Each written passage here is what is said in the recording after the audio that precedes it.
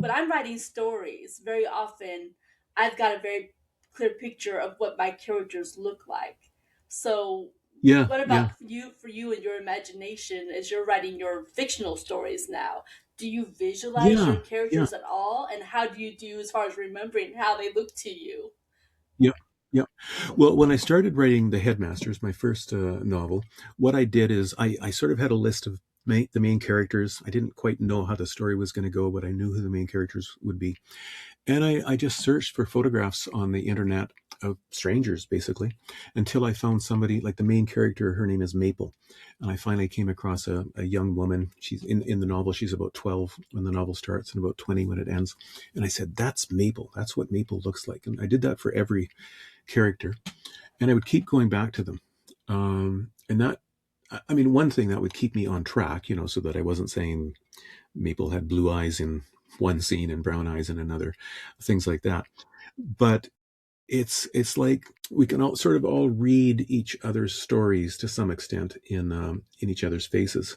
I think there's that song. What's it called? The Story. Who's that by? Anyways, it's about how the story of her life is written in her face, and I think that's very true. So yeah, I did things like that, and I guess I was able to picture them, but I've discovered not to the same degree that other people can picture things. Like I did this with I came across this a couple of months ago in the New York Times, I think, how different people have not just the ability to see or remember or not remember faces, but other things. So they had this little test that you could take, and one of the things was, imagine an apple on a table and then write down what it looks like. And some people, it's just like they're imagining a concept. And that's what I was like. It was like I wasn't really seeing an apple. I was seeing the idea of an apple.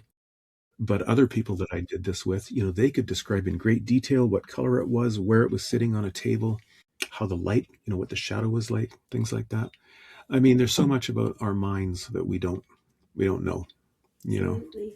And hearing you talk about that reminds me of a conversation I had last summer with one of my cousins. She was Hmm. talking about how when people would say describe a picture, how some people have the ability to fully visualize and see what's being talked about. Yeah. But she did Yeah. not have that ability. She could, Yep. when Yep. she was doing that, it was more like you were saying, the concept. She couldn't actually Hmm. visualize it, but she could understand the concept. And that was very Yep. interesting to me to Yep. hear that for the first time. And then, of Hmm. course, it started me on this whole Hmm. trajectory of, could I actually see it, or was I imagining I could see it? It's kind of a conversation in my head. Right. But Right. that Right. was fascinating to Yeah. learn that was a Yeah.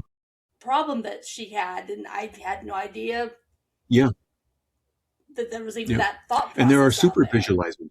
Like there are some people who have that ability to a great degree, like architects, of course, would have that. Yes. I remember working with a chemistry instructor some years ago, and he had this. So he had the ability to see in his mind a molecule, a complex molecule, and rotate it and look at it from different sides. Obviously that's why he was a great chemistry professor. Yeah. Can't even imagine that degree. And part of me is kind of grateful for that because I work Hmm. my day jobs in the medical world, and sometimes the things people describe are visual enough for me to go, stop. Yeah. you know, Yeah. you're Yeah. gonna make me Yeah. sick too. But oh my Yep. goodness, Yep. that Well, degree that of that makes visualization.